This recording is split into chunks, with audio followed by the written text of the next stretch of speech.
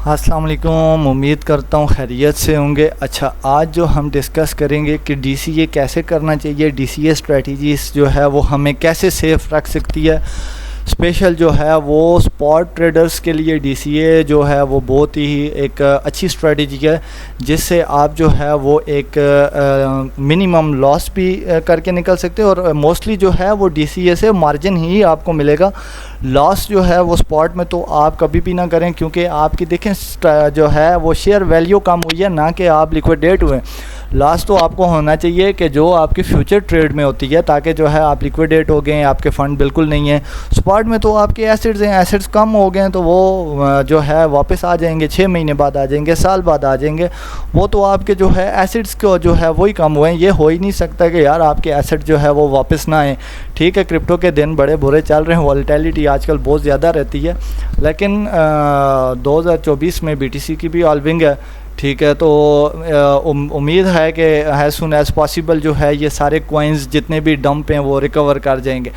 अच्छा, तो हम जो है डीसीए की तरफ चलते हैं। अच्छा, डीसीए की जो है मैंने एक छोटा सा जो है नोट भी बनाया है, लेकिन सबसे पहले ये है कि आप अगर डीसीए करते हैं तो डीसीए को आपने करना कैसे। अगर पहले मैं चार्ट पे आपको बता दूं, देखें डीसीए जो है हमेशा आपने सपोर्ट, रेजिस्टेंस और टेक्निकल एनालिसिस अगर आपको आता है, थोड़ा बहुत भी आता है, तो आपने हमेशा सपोर्ट और रेजिस्टेंस को जो है वो लाजमी मद्देनज़र जो है वो रखना है।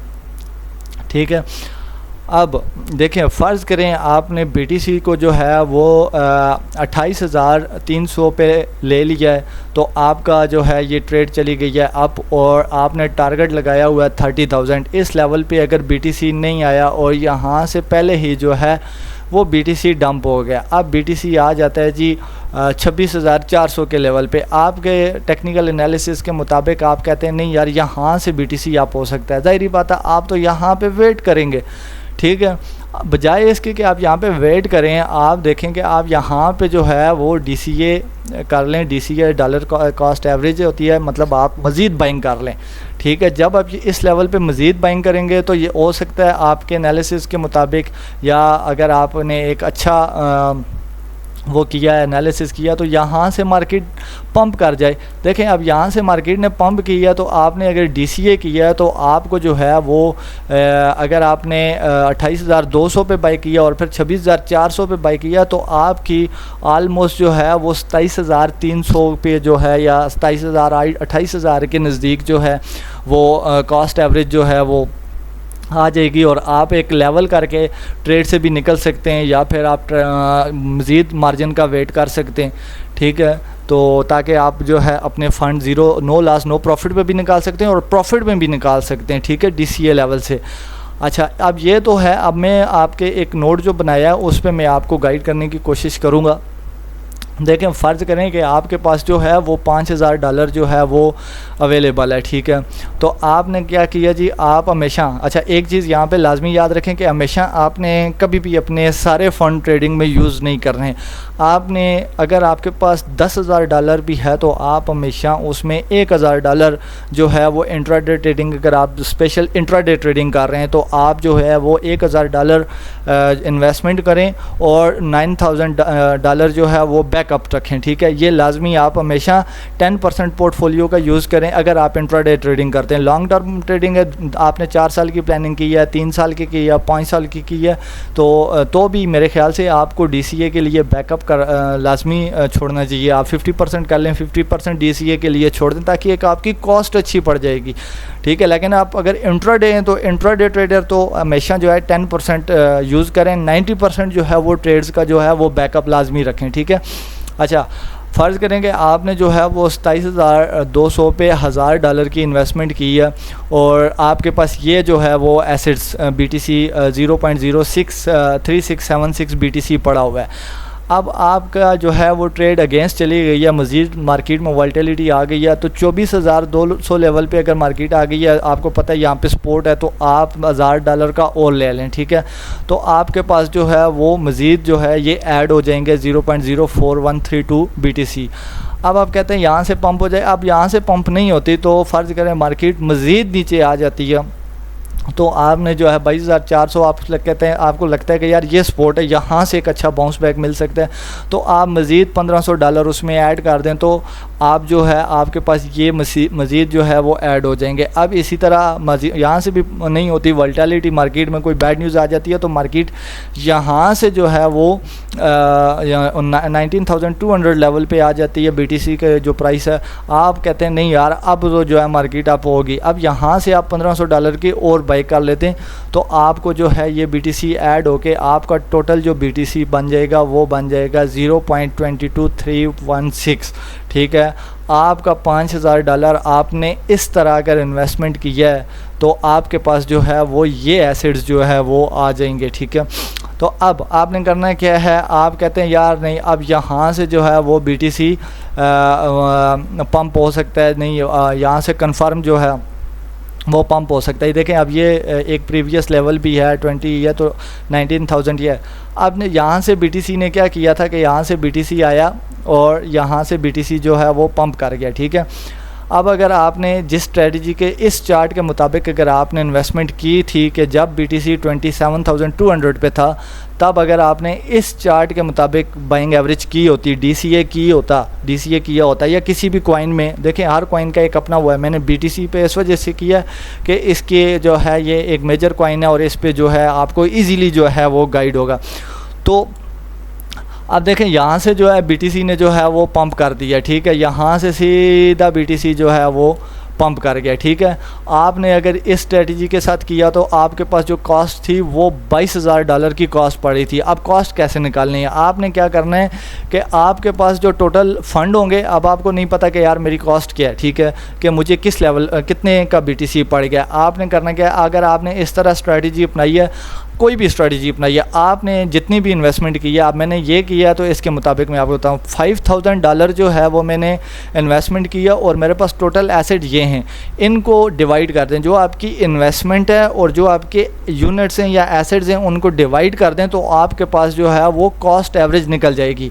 आपने $1000 इन्वेस्टमेंट किया, आपने $2000 किया, आपने $5000 इस तरह, या आपने DCA लेवल्स को मद्देनज़र रख के किया है, आपने जो भी इन्वेस्टमेंट किया, आपका जो करंट आपके पोर्टफोलियो में ये एसेट शो हो रहे होंगे उनको, और आपने जितनी अपनी इन्वेस्टमेंट की थी, आपको उतना तो पता है ना कि मैंने कितनी इन्वेस्टमेंट की है, आपने जितनी इन्वेस्टमेंट की है और जो आपके पास टोटल एसेट्स हैं उनको डिवाइड करेंगे तो आपके पास एक्चुअल जो है वो डॉलर कॉस्ट एवरेज निकल आएगी। ठीक है, तो अब अगर देखें आपको मैंने ये स्ट्रेटजी जिस तरह बताई है, इस तरह 19,200 पे BTC आया, डंप आया, सडनली उसने वापस रिकवरी दी। अब देखें इसमें और इसमें इतना फ़र्क नहीं है। ठीक है, अब 19,200 और $3,000 BTC रिकवर 1 मंथ में, 1.5 मंथ में लाजमी इतना जो है इसकी वोलेटिलिटी मार्केट में रहे तो इतने जो है रिकवरी लाजमी देता है। तो आप जो है वो लेवल पे भी निकल सकते हैं, आप जो है वो प्रॉफिट में भी इसको निकल सकते हैं। ठीक है, इस तरह अगर आप सपोर्ट रेजिस्टेंस को मद्देनज़र रख के अगर आप DCA करेंगे तो आपकी एक अच्छी कास्ट, अगर आप देखें आपके पास इन्वेस्टमेंट ज़्यादा है, ठीक है, आपके पास इन्वेस्टमेंट ज़्यादा है, आपने कहना जी बस मेरे 19,200 से बाउंस बैक हो गया है, तो आप इसमें जो लास्ट है इसमें आप 3 गुना डबल डाल लें, 4 गुना डबल डाल लें, आप अपनी कॉस्ट एवरेज लेवल कर लें। अगर आपके पास अमाउंट है आप लेवल करके जो है वो निकल सकते हैं। ठीक है, आपके पास इन्वेस्टमेंट है, आप नो प्रॉफिट नो लॉस में निकल सकते हैं। आप जो है DCA को सबसे बेस्ट जो वो है, देखें आजकल क्या होता है, आजकल ज़्यादातर लॉस। ठीक है, आपके पास एसेट स्पॉट में है। अच्छा, मैं आपको एक तरीका और भी बताता हूँ लेकिन थोड़ा सा जो है वो रिस्की है। उस दिन मैंने आपके साथ एक रिस्क मैनेजमेंट और मार्जिन ट्रेडिंग की जो है वो डिस्कशन की थी। मार्जिन ट्रेडिंग में क्या होता है, मार्जिन ट्रेडिंग पे जो है वो आपको 3x जो है वो मिल जाता है, 3x जो है वो मार्जिन ट्रेडिंग से आपको उधार मिल जाता है USDT का। ठीक है, मैं आपको वैसे तो ये सजेशन नहीं करता, ये एक ख़तरनाक ट्रिक है, लेकिन अगर आपका टेक्निकल एनालिसिस अच्छा है और टेक्निकल आपकी ग्रिप अच्छी है तो आप देखें आपके पास अगर 5,000 के एसेट्स आपके इस कॉस्ट पे पड़े हुए हैं तो आप अगर कहते हैं नहीं भाई मुझे और मज़ीद DCA करना और मेरे पास पैसे नहीं है, ठीक है, और आपका टेक्निकल एनालिसिस अच्छा है, आपका ट्रिगर अच्छा है, तो आप उसमें ये कर सकते हैं कि अपने इन फंड्स को इन एसेट्स को मार्जिन ट्रेडिंग में ट्रांसफ़र करके, अगर यहाँ इस रेट से आपको लगता है कि मार्केट अच्छी पंप हो सकती है तो आप 3x उससे जो है वो ले सकते हैं। मतलब कि अगर $22,000 आपके अपने तो $44,000 जो है वो आप मार्जिन ट्रेडर से जो है वो उधार ले सकते हैं। ठीक है, 44,000 में यहाँ पे मेंशन भी कर सकता हूँ क्योंकि आपने 3x लिया, 4,000 आपका अपना है और बाकी आपने इससे लिया।